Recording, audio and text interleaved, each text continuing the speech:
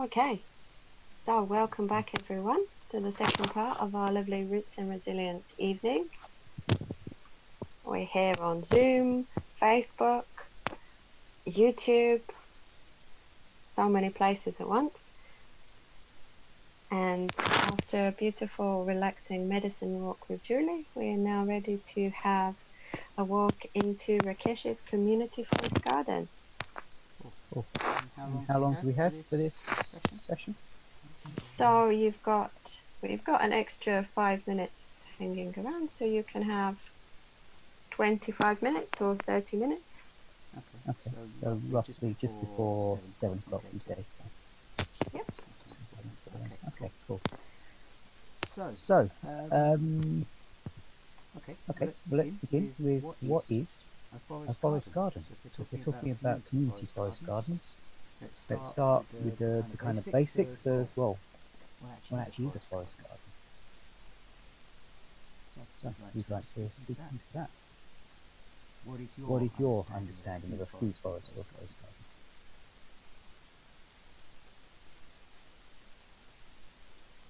I know, Sophie, you know what a forest garden is? Julie? I do. Did a forest garden course? Sylvie is a forest garden teacher, as I saw on Facebook, with a certificate to formally teach about forest gardens. Wow, we're such a qualified group of people and so polite as well. Julie, are you gearing up to say something? Oh, about the forest garden. Forest garden is delightful, totally wonderful. What I love about forest gardening, which you have illuminated so much for me, Rakesh, is that it's naturally abundant, so we can just be part of that abundance. So it's about how can we fit into that abundance and how can we bring that abundance out into our needs. So fulfilling our needs and fulfilling the needs of the planet and the needs of the forest garden. So and it can be all year round. We have an abundance of all sorts of life, and it's totally magical. Great. Yes. So would anyone like to add to that before I add my piece?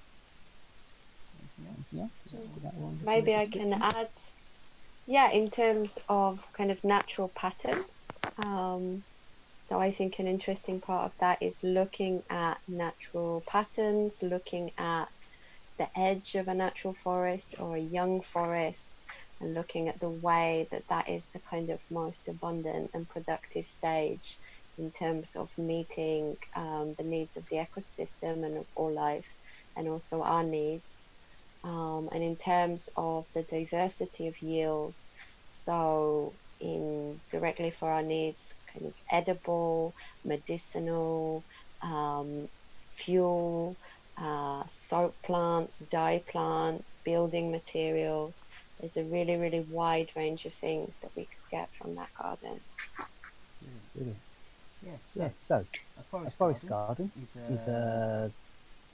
if we look a little bit at the history of the forest gardening movement, in essence, the phrase was really coined here in the UK, but back in our living memory.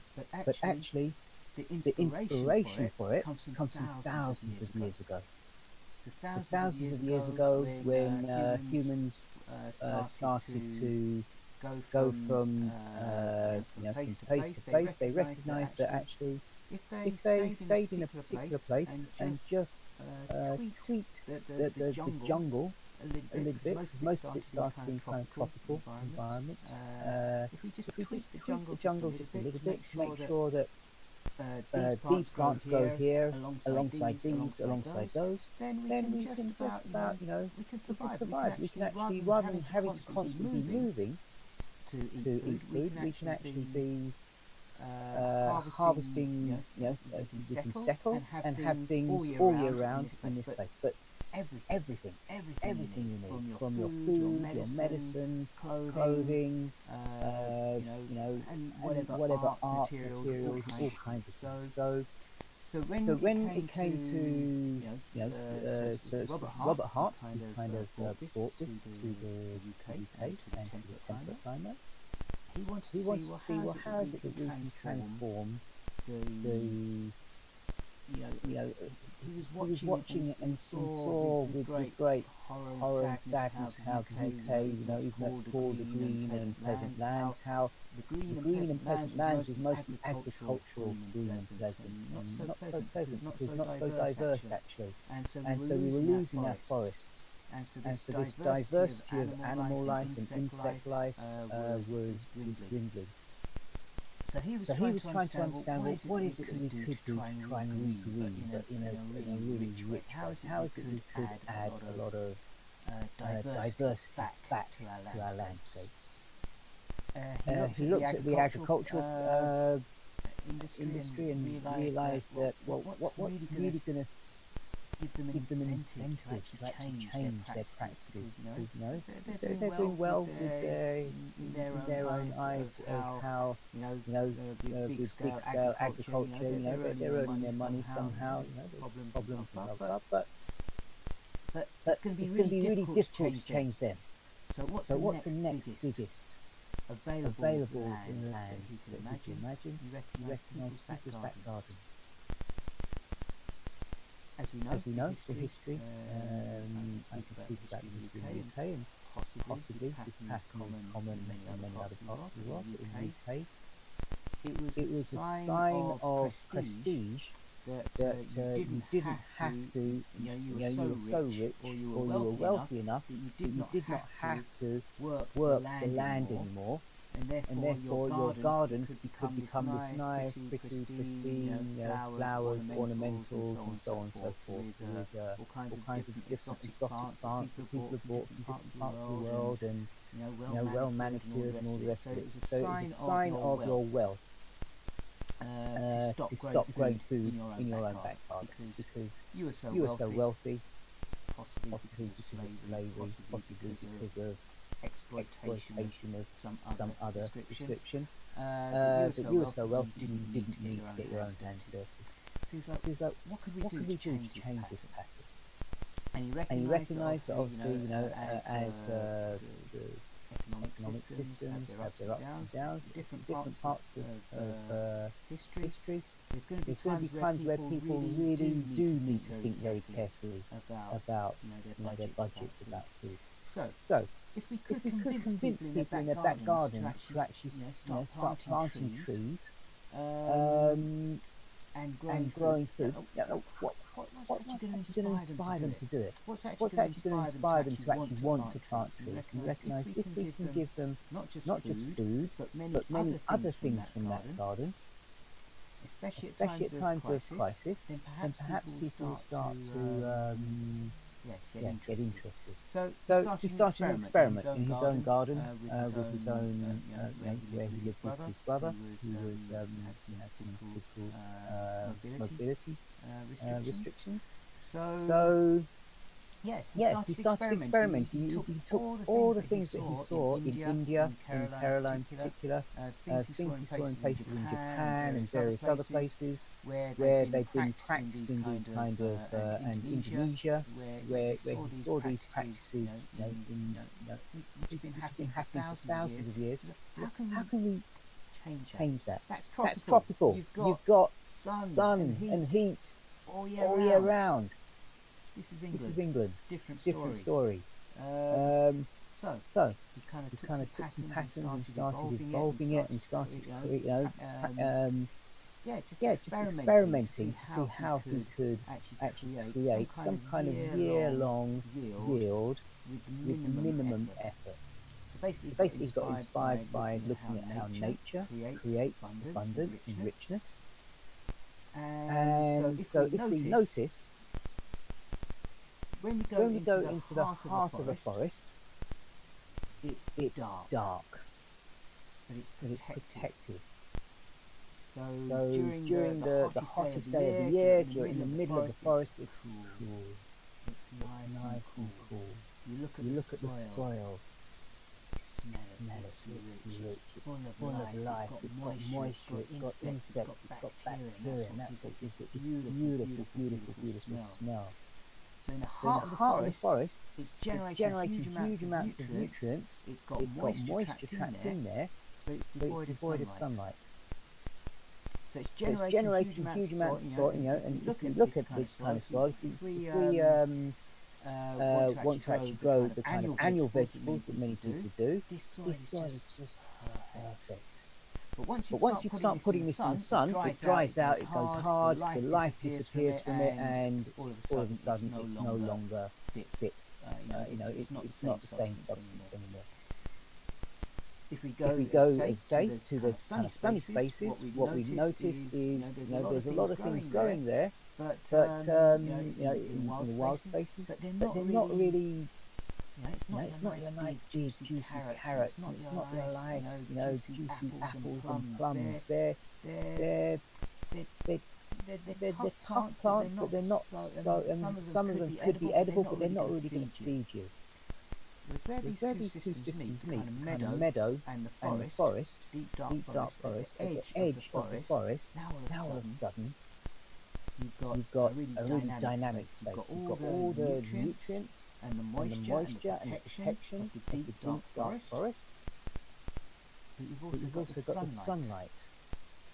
So you've got some places which are really sunny, some places which are really shady, some that get morning sun, some that get evening sun. You've got different heights of different plants. All of a sudden you've got this huge amount of niche. You've got all kinds of little areas where different plants can just thrive on their own. What he also noticed, and what we can also see, is at the edge of this forest, this is where you will find the wild plum. This is where you'll find the wild apples. This is where you'll find so many different healing herbs and things that are basically the ancestors of many of the cultivated varieties of vegetables that we eat. And they're here in abundance because of this niche, because of this protection. And so, but again, they're kind of wild. They're a little bit small. They're not. It's not like a nice big juicy red apple. It's kind of like these wild little crab apples, a little bit maybe too tart to really enjoy. So what a forest garden is it takes this principle of this edge, all the nutrients, the protection, the moisture, but the sun, and just bends it a little bit, and kind of stretches that. Say, well, instead of this wild apple, what if we replaced it with this cultivated one? Instead of this wild plum, what if we replaced it with this cultivated? What do we need to do to compensate for that? How much more nutrients do I need? So what kind of plants can I introduce that will compensate and give those extra nutrients so that these things will fruit really well? So this is a forest garden. It's completely 100% inspired by nature, completely inspired by the edge of the forest and how it finds its own nutrients and how it's alive. It's full of life, so many different insects and so many different creatures, all of which are doing their little bit in the ecosystem. And yet it's so fruitful, it's very bountiful.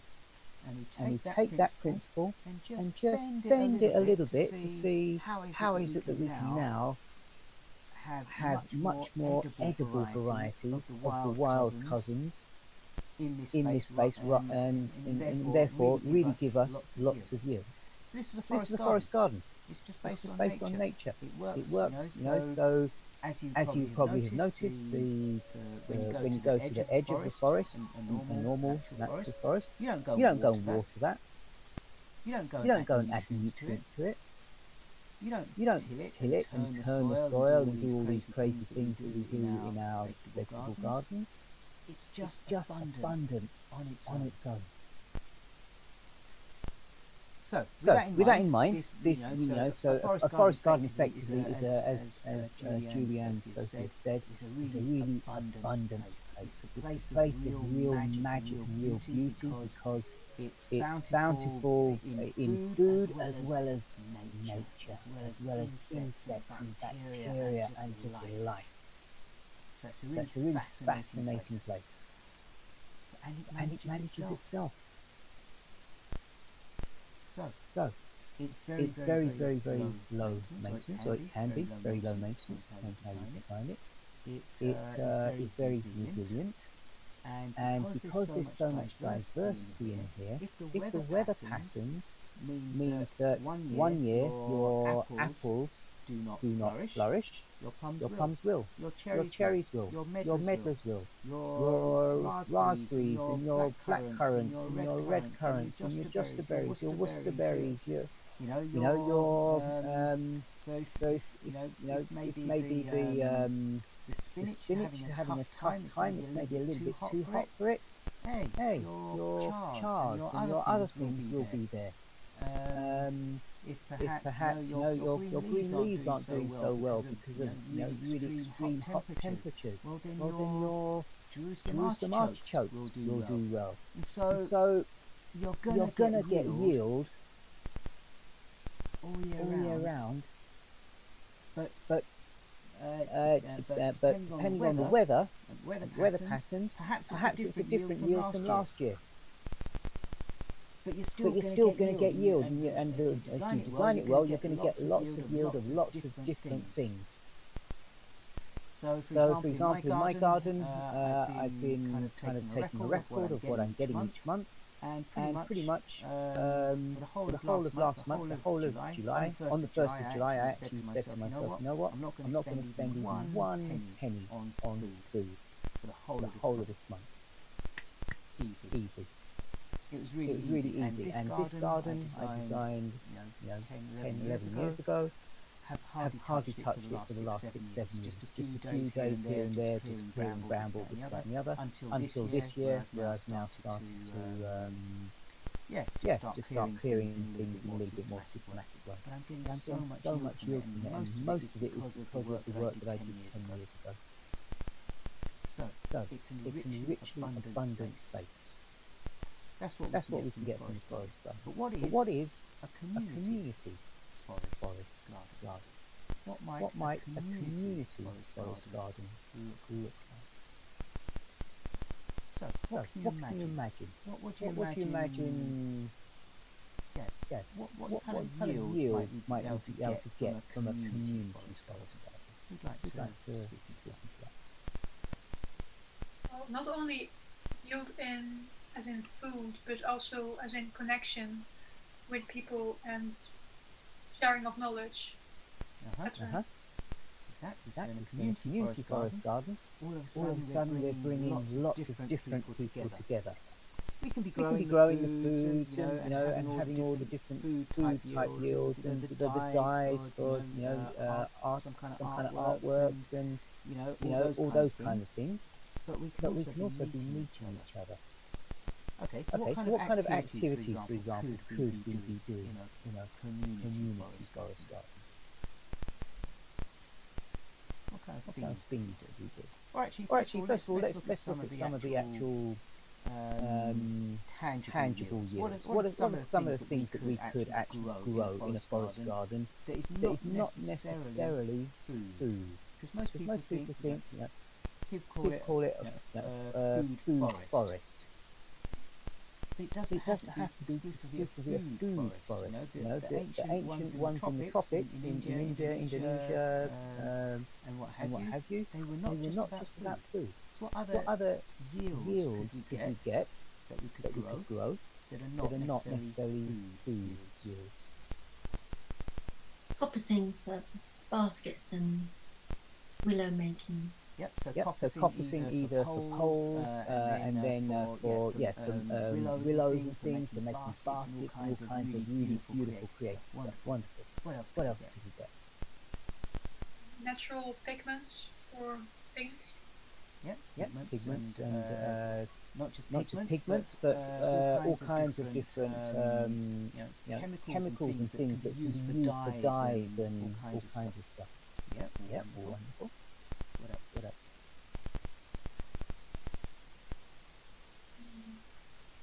plants for making soaps, or different herbs for making creams and other healing products and tinctures.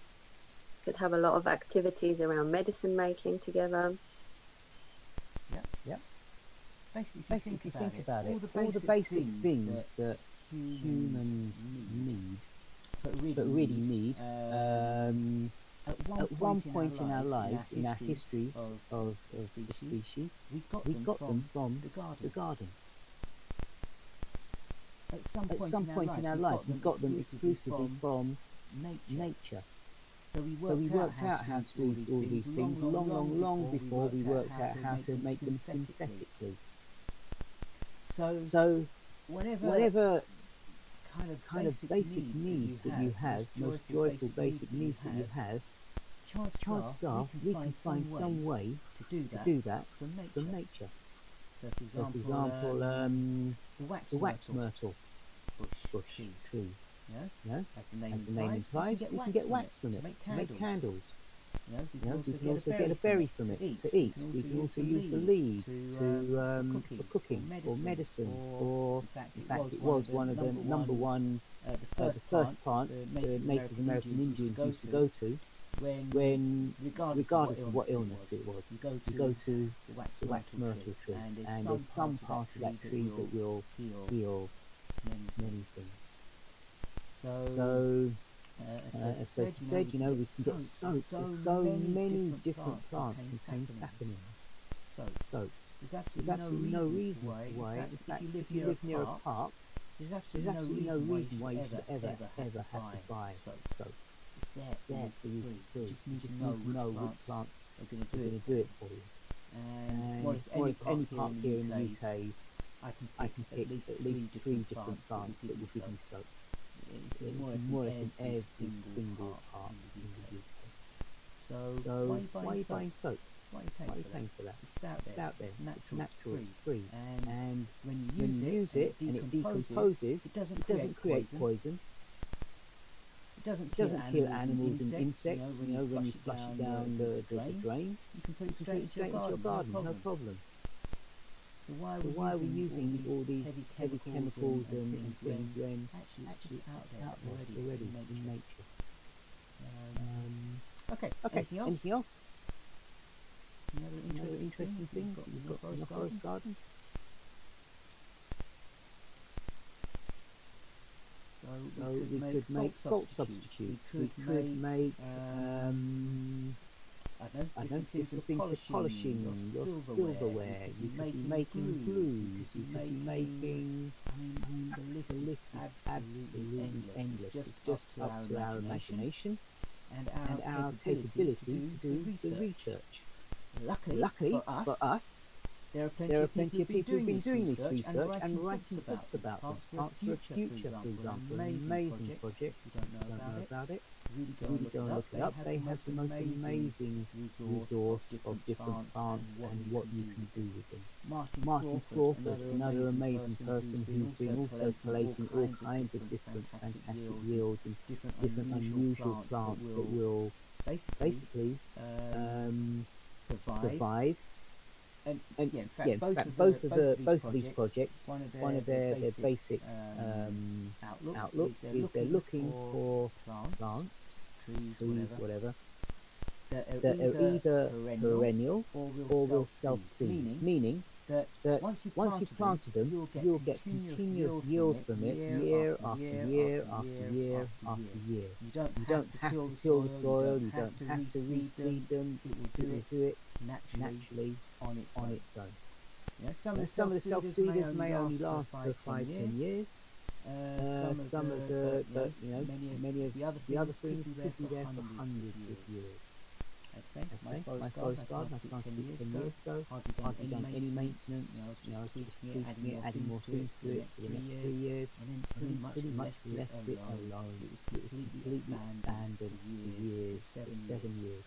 Apart from clearing brambles and things like that once or twice in those 7 years. So it's rich, it's abundant. Okay, so in the community forest garden, what other less intangible outcomes can you get? What other intangible, meaning not necessarily physically food stuff, but what other yields could we get? Maybe human-centered yields. So Zoe already started with you. Do you want to carry on with that? Okay. Friendship. Friendship. You can Meeting people. knowledge, like cross-cultural or age or whatever, generational knowledge. So that could be from just from the perspective of just people talking to each other and just sharing knowledge about anything about their culture. But it could also be about plants. So what do you eat the leaves of that fig tree? Really? I've never heard of that. Tell me about it. You can eat the lime leaves tree? What? Really? Never. What? Really? Potatoes? You can eat that? Never had a clue that was possible. And you know, and I mean, for example, in different cultures, as I travel around the world, you see certain cultures that are really, because of scarcity, they really understand the plants around them, and there's a strong culture of eating things that we would just consider to be weeds. So things like althea, mallows. The mallows, in certain parts of the world, in Africa, it's treated like the most special spinach. You go to Turkey. Turkey is one of the few places that I've seen where you actually see it in restaurants. Here in England, almost never. Maybe might be one specialist place somewhere in the UK, but it's just treated as just a weed. It grows everywhere. The Chenopodium album in particular, fat hen, or in some parts of the world, in India's one of the few places where you will always see it in the marketplaces, where they know and they understand how nutritionally rich this plant is, and yet in many parts of the UK it's treated like an absolute pest. Because it produces so many seeds that it just grows everywhere. Once you've got it, you can't get rid of it. But hang on a minute. This is actually probably 20 times richer, 20 times better for you than whatever it is you're planting with all the pesticides and stuff. And so why aren't you eating this? Instead you're using all these chemicals and things to destroy that, to replace it with with something that's inferior.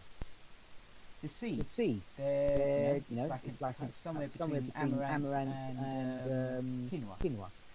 So it is our in Europe it's the equivalent of quinoa. Why are we importing quinoa from other parts of the world and depriving Peruvians of their basic staples? We could be using this, and it's so healthy. From each plant, I could probably fill. I could easily fill a jar probably the size of this. I don't know what size that is. Half a litre. I don't know. But anyway, it's so prolific, and the seeds are incredibly nutritious. So we can be teaching each other, reviving the skills of how we can be using all these different plants again, but also how we can what plants we can make tea from, what plants we can make medicine from, then we start to talk about alright, so throughout the year there's going to be a huge amount of things that are going to be available at different times of the year, but then come other parts of the year where we don't have any food. So what do we do there? All of a sudden we start preserving, pickling, drying, etc. So again we can be cross-skilling each other to explain how we can do all of these things. Because actually it's really easy. It's really easy, and you just need a little bit of just a little bit of help, and if you go flying, you've got the food all year round. So we'll start wrapping up in a few minutes. Is there anything else that you can think of that we could get from forest garden that is in a community space. Maybe a therapeutic yield.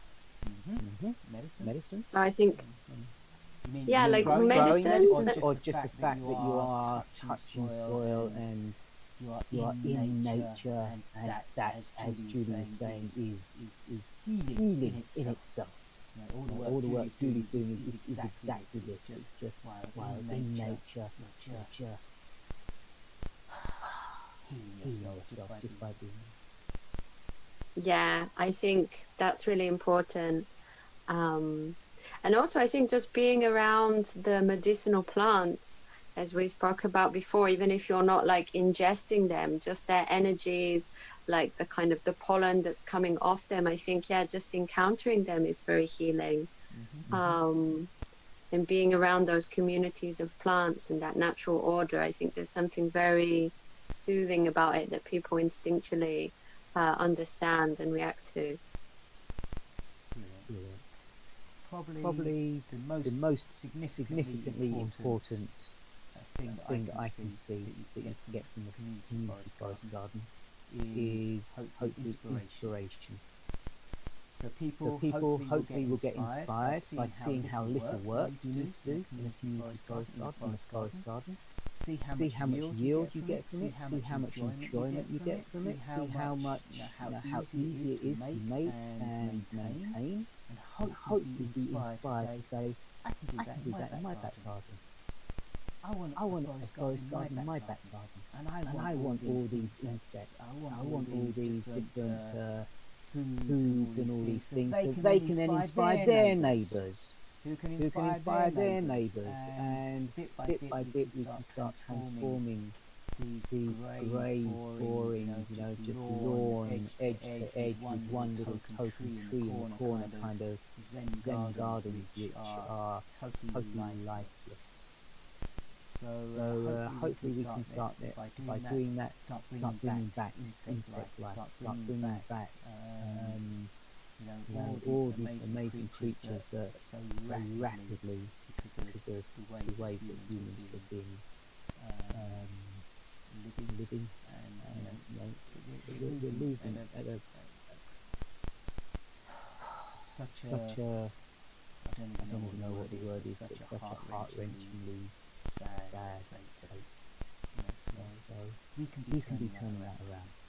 We can be making that. So hopefully what a community forest garden can do is inspire people to want to make that change. It's really simple, it's really easy. You can do it. And you can have so much fun doing it. So you'll be healthier, wiser. That's why make what is and why make a community forest garden. Wonderful. Thank you so much, Rakesh. Pleasure. A beautiful walk in the garden with you. So now we have Zoe talking about Ecoqueer. So it's, if you have enough time till 20 past, and then we have 10 minutes for the checkout. Does that sound good? Yeah, it sounds good. Wonderful. Okay, I'll share my screen. I have a very interesting setup here. So, wait, camera. Okay. You're Zoe. I was like, who's this other person quietly in the call? But it's you twice. Okay. It's like a chair with my laptop, and then I'm filming in between a crack. Voila. And then this is my presentation from the sketchbook. Ecoqueer. So I'll be talking about queer ecology, what the fuck is ecoqueer, and the importance of ecoqueer spaces in society. And why I wanted to talk about this is not because I know a lot about it. It's something I came across this January when I was on a residency in Italy. And yeah, I never really focused a lot on like queer on the queer part in the art world or in society in general. I'm mainly like a environmental activist and doing a lot on that. While I do consider myself as a queer person, I never really found it relevant to delve deeper into that and never really associated myself with that community. But Ecoqueer really resonated with me because it made it all way less individualistic in a way, because sometimes it it felt to me like, oh yeah, people in a queer community that are just really self-centered, and yeah, it's all about their identity but I didn't see like the bigger picture behind it and like what's really the relevance for the world about Ecoqueer. But so with you together, I want to kind of discover what Ecoqueer means, the term itself, and also later on go a bit deeper about it. So first of all, I want to do like a little brainstorm with you about like this term, and I broke it up into two parts, like eco and queer, and I just want to ask you, what does eco or eco mean to you? And I'll just go like, Julie, what does the word eco mean to you? And I'll just write it down directly. It means Sylvie or Julie? Julie. Oh, Okay. it means harmony with all that is to me. Beautiful. And Sylvie? It goes beyond sustainability, which nowadays is a bit of almost like a swear word or not really well used anymore. Okay, cool. Sophie?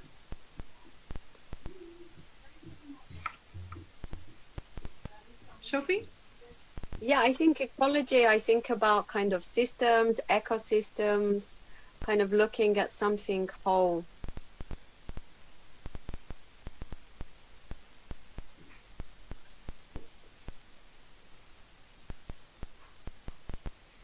Beautiful. Rakesh?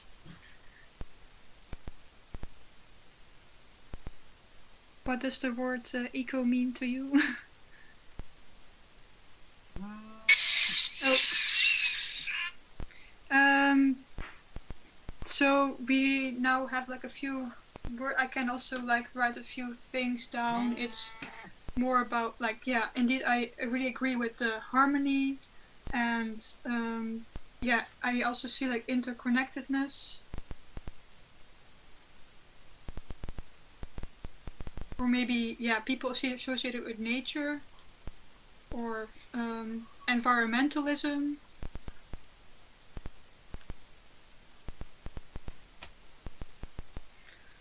So these are just a few words that we can use to associate with eco. And now we can go to the words queer.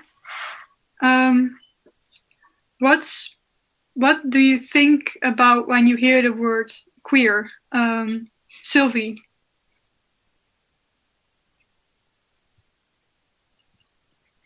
Well, I mean, queer I usually associate with the people in the gay, lesbian movement that are like, I don't know, like really, I don't really have a clear understanding. Maybe that's also part of it, that I don't have a clear understanding because they don't really maybe define themselves. Undefined. Like being both genders or something like this. But I might be totally off here. Yeah, also like transgender. Mm-hmm. But maybe that's just my ignorance because I don't really know the community that well. So yeah, that's completely fine. Sophie. I think actually what Sylvie said about undefined is, for me, like the kind of purpose of this term, like being proud and kind of being, being proud to be undefined, to not feel like you need to fit in maybe some kind of binary or some predefined identity or category. So yeah, to be proud to be whoever you are, which is maybe a changing thing, which is maybe an undefined thing. Cool. Okay. I have to touch the screen all the time. Yeah. Proud for who we are.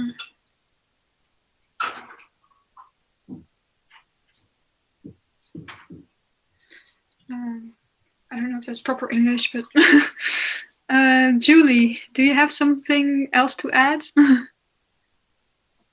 Well, it's interesting because when Sophie was saying undefined, I also feel that there's a need to be defined. So, as in unique differentiation, you know, the beauty of differentiation, of that uniqueness of each person being themselves. Yeah, that's very nice. Yeah. Less in differentiation, maybe. Yeah, cool. Yeah, I really, agree with all of this. I don't have anything to add really, and maybe it's also nice to see like that we already have like some things maybe that are in common with what we wrote with the eco and if we can focus, like systems, something whole, and yeah. Uniqueness and differentiation, I think that's something that could also apply for eco, for example, in biodiversity, for example. So before we I go to like a definition or anything about ecoqueer, I really think that definitions are something that are not steady, like that. It's some there's not one true definition of what a term means. It's just what we make of it and what our interpretation is of it. But I want to go a bit deeper into like the thinking behind ecoqueer, and for this I want to zoom in on different worldviews. So yeah, ecoqueer has to do a lot about like a way of thinking, and for that there are two kind of worldviews that are present in our world. There are more worldviews, but I'll just zoom in on these two, and they're like I don't know if I can manage to do this.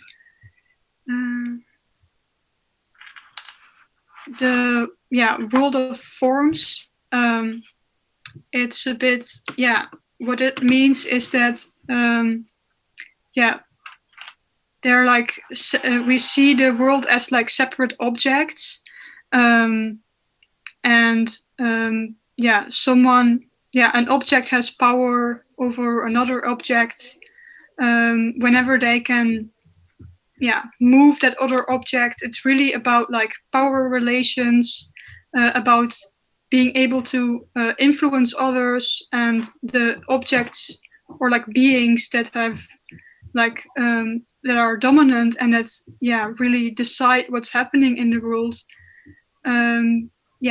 They are like the ones with the most dominant worldview, or with they're really aggressive, mostly also in their language or in their being, because they want to impose this power on others. So whenever you there's so the most powerful object is actually the unmoved mover, is the object that is that is not moving, not move themselves, but moves others. And there's in this way there's like always like a conflict between different objects, which also causes a dualistic or binary worldview. Like, okay, it's me versus them, and in order to protect themselves, objects have to build like a shield to mask their true identity in a way. And it's language that's often used here is I am, like a really steady language, like really stating things as they are, or like as they are viewed. But on the other hand, there's another worldview, the world of substance, which is a bit more vague, because it consists of different, like, also a bit like beings, like I drew them here, but these forms are more like interconnected, but it's not about the forms, it's about the substance that connects them all. Like this, I drew this line in connecting them all.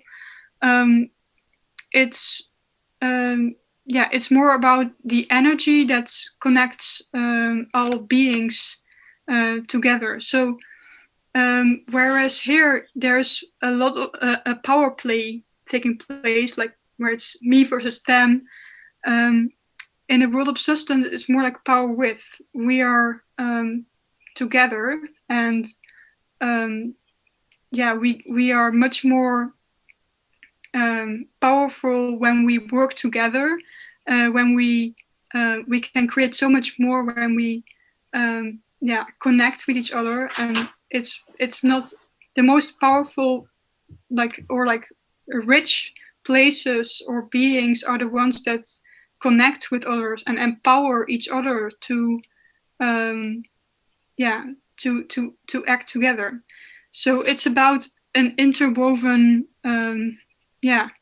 interwoven beings, and a non-binary, therefore also a non-binary way of thinking, because there's so much diversity created here, whereas here there is a risk of one worldview dominating everything else. And the language that is used here more is not I am, but I become. Everything is always in a state of becoming.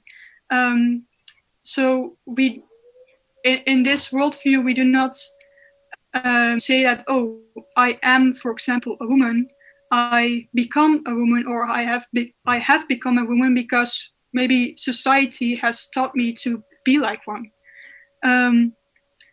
So this is a very interesting way of looking at the world, and which is also used in the queer community, like this worldview. And it's really also inherent to like the ecological way of thinking, like this, with the interconnectedness and all. So what we have seen is that can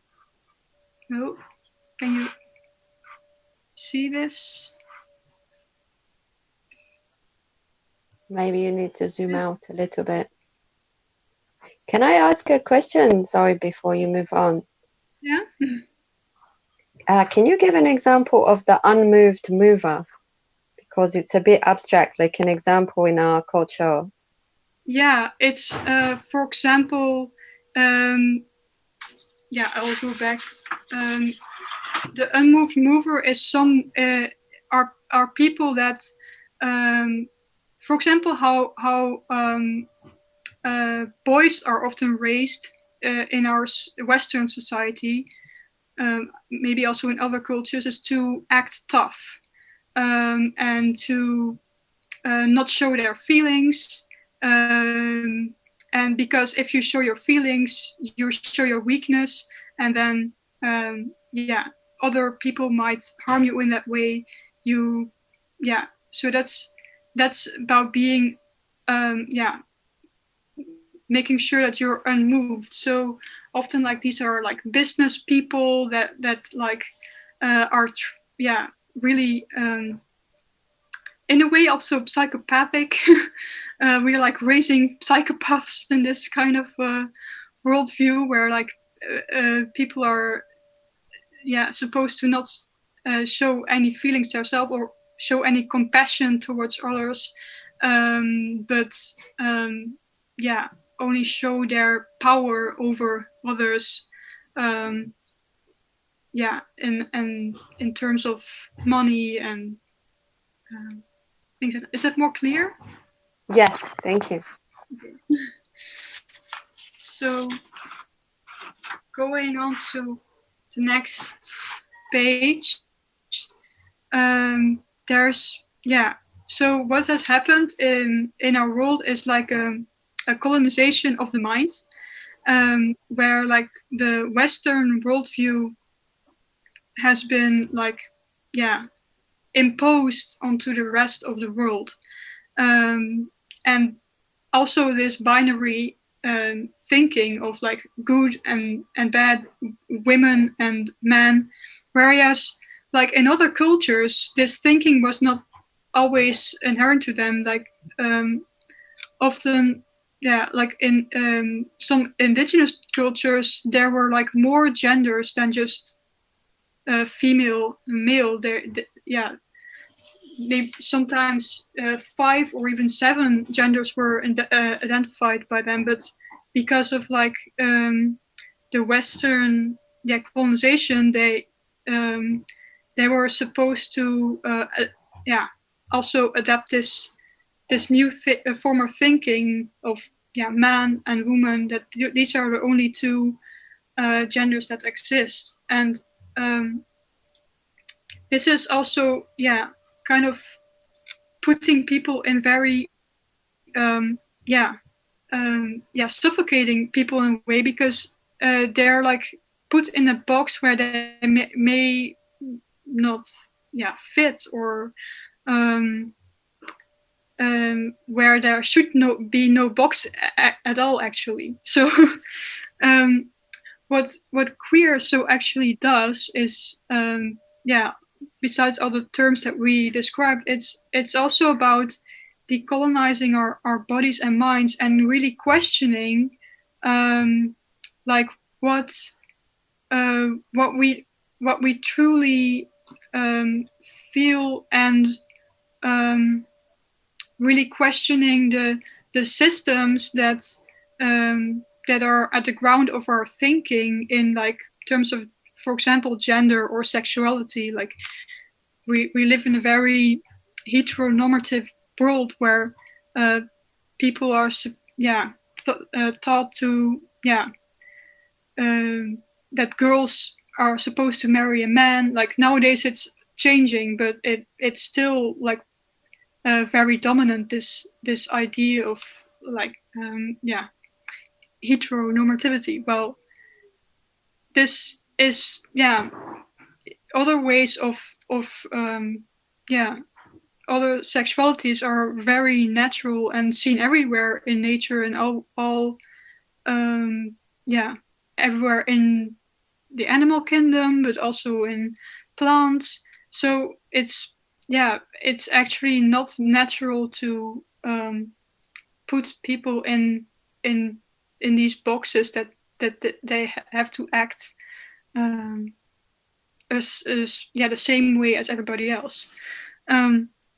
So queer is about like decolonizing our bodies and minds, and really accepting ourselves as well, being proud of who we feel, and being honest with ourselves as well. And yeah, then there's like a very cool crossover between eco and queer, where these two come together. And when people working on these two subjects come together, then you have the eco-queer movement, and which is a decentralized political and social activists that identify themselves as LGBTQ plus or supporting this movement. And this movement challenges the binary notions like of man and woman, but also like good and bad and nature versus culture. So both of ecology and sexuality, while they're transforming material and spaces into more just autonomous and sustainable forms. So for example, material like material can be like very well, like ecology, transforming harmful materials into into something less harmful, or for example avoiding plastics, or and also transforming spaces, creating, for example, safe spaces for people to come together, which can also be in the form of, for example, forest garden. So yeah, the forest garden Rakesh talked about the previous session could also be like an eco-queer safe space. That could also be the yield that could come out of it. So yeah, let me check the time. I think I only have like a minute left. Maybe I'll just leave this room for questions. If you have any questions, and I will just stop sharing the screen. If I can find the button, stop sharing. Yeah, I'm back again. So yeah, do you have any questions concerning this subject? Or any remarks?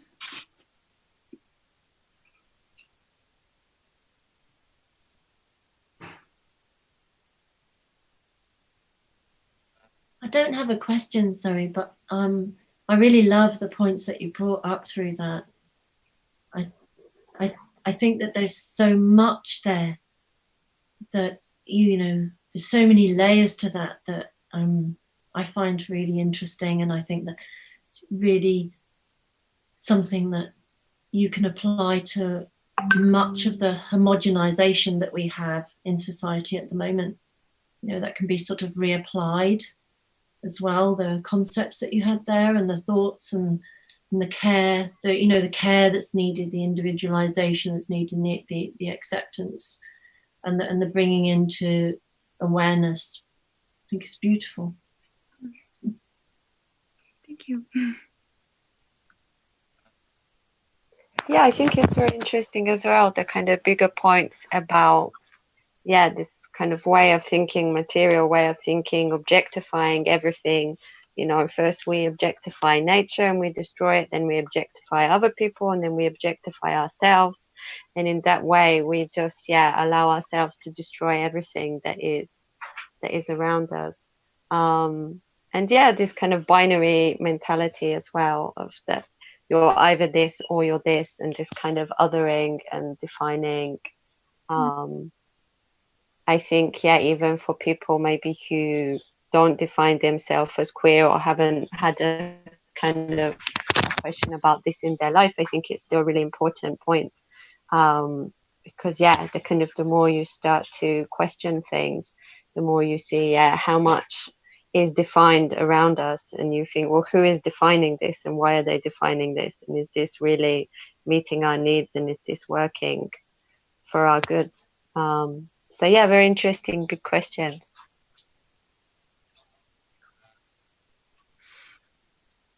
Thank thank you. I think we will head to the checkout, I think. Yeah, so we have like 3 minutes and we can do a checkout. But yeah, thank you very much for sharing. It was, great to hear these things. And yeah, your interesting presentation with the notebook and the camera. Yeah. Yeah, it's a nice way to do it actually, to be drawing in your book and speaking. So yeah, thank you everyone for sharing. It's been really nice, intimate feeling of the few of us here, and to anyone else who's out there who we don't see. I hope it's been interesting for you as well. And feel free to leave any feedback where you can online. So yeah, let's just have a quick checkout in the last 3 minutes. Just maybe some words, some feeling where you're at the end of this time together. So maybe we can start with Sylvie, followed by Rakesh. All right. This was all the sessions. They were really diverse and everything very interesting. I also like having something more gentle with the drumming in between, because I'm really at a low energy point and really tired. So I'm always happy not to have to talk too much and just absorbing and taking in and listening. Thank you everyone for contributing all the information. Wonderful. Thank you for coming. So Rakesh, followed by Zoe. Yeah, sorry I couldn't really engage too much today. I was teaching from 8 o'clock in the morning, so quite literally staring at a screen for 9 hours, and I really couldn't be staring at the screen for any longer than I really needed to this evening. So while it was on in the background, I was kind of listening, but I couldn't be listening to the screen. So I heard a lot of really beautiful stuff. Yeah, as Sylvie said, very diverse. Really, just grateful for everything that everyone presented. But I've got a whole 8 days in a row of teaching. So as much as possible, I really need to avoid listening to screen too much. But yeah, great. Thanks very much, everyone. Wonderful. Thanks for joining us, Rakesh, and the best of luck with the rest of the teaching. So Zoe, followed by Julie. Yeah, it's really wonderful to participate again, and yeah, I really enjoyed all the sessions and the diversity of the subjects, and also that somehow in the diversity they also connected a lot. I felt so that was really nice.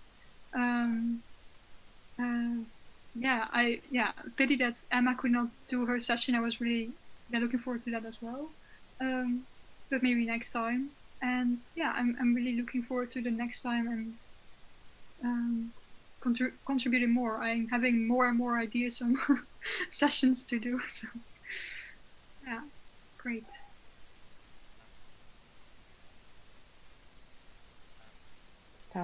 Julie?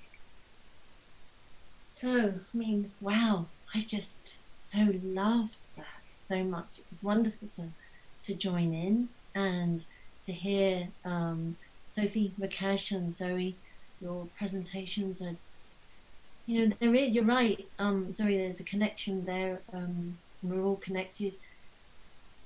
And it's so inspiring to hear, and may it go out and inspire other people, little pebbles in the pond.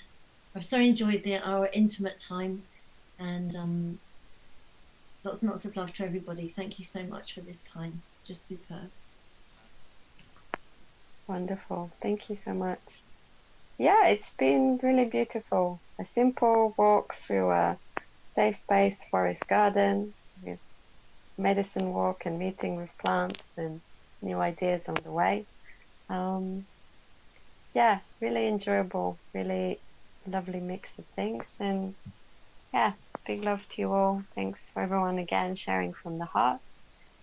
It's been lovely. and yeah, lots of new ideas and inspirations and things to think about. So yeah, enjoy the rest of your evenings, and